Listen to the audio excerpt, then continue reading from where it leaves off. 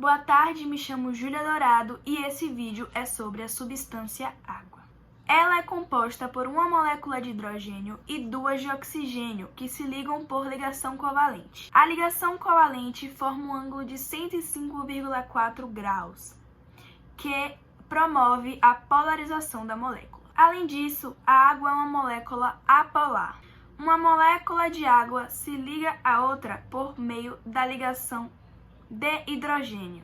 A água ela serve como um solvente universal. Quando a água participa de uma reação como reagente, a reação recebe o nome de hidrólise, que significa quebra. Isso acontece porque a água promove a quebra da molécula que está reagindo com ela. Quando a água participa de uma reação como produto, a reação é nomeada como síntese de desidratação, pois são retirados os átomos de hidrogênio e oxigênio, que se unem formando uma molécula de água. Seus compostos podem ser hidrofílico, que interagem com a água, como por exemplo o etanol, hidrofóbico, que não interagem com a água, como por exemplo os ácidos graxos, como o ômega 3 e o ômega 4, e antipáticos, que possuem uma parte hidrofílica e uma parte hidrofóbica, como por exemplo o detergente. Oi, boa tarde, meu nome é Lara e eu vou falar um pouquinho sobre a molécula da água. 2 átomos de hidrogênio e 1 de oxigênio são que representam a composição química de uma molécula de água, certo?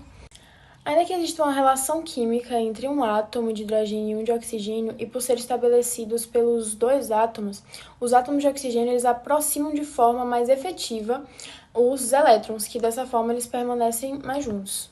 A partir daí a molécula de água exibe uma região positiva, os hidrogênios uma região negativa e oxigênio, dando origem a uma molécula polar, ou dipolo também, pode ser chamado. Como a gente já sabe, a água ela detém diversas propriedades essenciais para os seres vivos, certo? E aí, providentemente, a sua estrutura, além de possuir capacidade de deteriorar substâncias inorgânicas e também orgânicas. Pontes de hidrogênio é uma ligação química em que apenas 2 elétrons são compartilhados por 3 átomos. Cada átomo possui um orbital, uma região de espaço em volta do núcleo, onde a probabilidade de encontrar um elétron é máxima.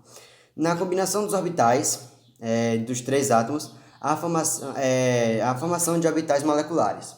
Esses orbitais podem ser dos tipos ligantes, não ligantes e antiligantes. Os tipos ligantes é menor do que sua origem, os antiligantes têm a intervenção maior do que a sua origem e os não ligantes não possuem essa intervenção. As pontes de hidrogênio podem ser facilmente percebidas nos hidretos de boro, por exemplo, no diborano B2H6. Na intervenção dos elétrons são compartilhados por 3 átomos, BHB. Assim, os átomos de hidrogênio traçam uma ponte nos átomos de boro. Cerca de 70% da superfície terrestre está coberta por água. Desse total, 97,5% corresponde à água salgada e apenas 2,5% corresponde à disponibilidade de água doce. Apesar disso, o volume de água doce distribuída no planeta não é uniforme. E, infelizmente, mesmo com essa distribuição escassa, ao longo dos séculos, as atividades humanas vêm poluindo esse nosso bem tão raro.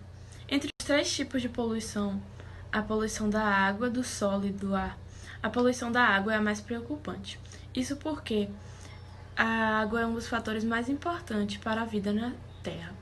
70% da massa corpórea dos seres humanos é composta por água. E ela tem importantes funções dentro do nosso organismo, como, por exemplo, o transporte de substâncias pelo corpo, a eliminação de substâncias tóxicas ou em excesso, a regulação térmica do organismo, a dimensão de atrito por meio da lubrificação de superfícies e a solução de substâncias para a realização de reações metabólicas. Além disso, ela também é parte da composição de células, tecidos e órgãos do nosso corpo. Por isso, é importante saber que a poluição da água pode se dar de várias maneiras, como, por exemplo, a poluição biológica das águas, que é quando o corpo de água possui micro-organismos patogênicos, como bactérias, vírus, vermes ou protozoários, oriundos principalmente de esgotos domésticos ou industriais. Esses podem ser lançados diretamente na água ou podem se infiltrar no solo, atingindo a água de poços ou de nascentes.